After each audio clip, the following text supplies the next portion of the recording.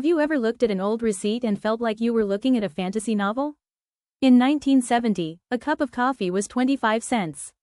Today, you're lucky to find one for $5. That change isn't just about coffee, it's about the very nature of your money.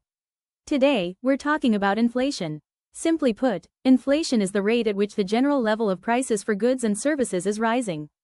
As inflation goes up, every dollar you own buys a smaller percentage of a good or service. Think of it like a leak in a bucket. If you don't keep filling the bucket, eventually, you'll be left with much less than you started with. To understand why this happens, think of the economy like the weather phrases we've studied. A little bit of warmth in the economy is actually a good thing. Most economists agree that a steady, predictable temperature, usually around 2% inflation, is the sign of a healthy, growing country. But sometimes, we get a heat wave. There are two main reasons for this. Demand pull. This is when everyone suddenly has extra cash and wants to buy the same thing. It's like a sunny day at the beach where everyone wants the last ice cream cone. The price goes up because the demand is so high. Cost push. This is when the clouds roll in. If the cost of raw materials like oil or electricity goes up, companies have to raise their prices just to survive. It's a storm that hits everyone's wallet at once.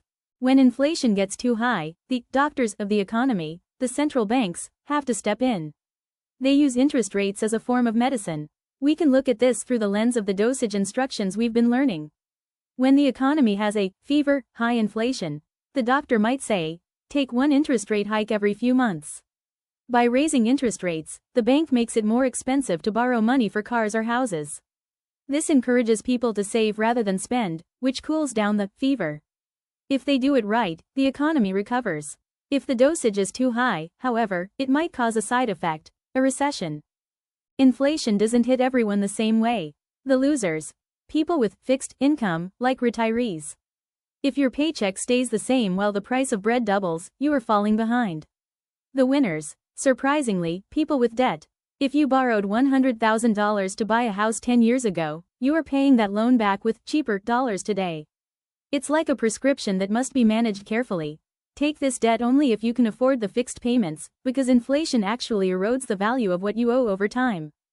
Inflation is a complex beast, but it doesn't have to be scary. It's just the climate we live in. By understanding that prices rise and fall based on demand and the dosages of interest rates set by banks, you can plan your future more effectively.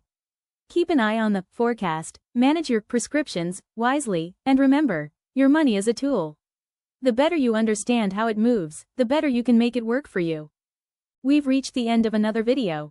Don't forget to like the video and subscribe to the channel.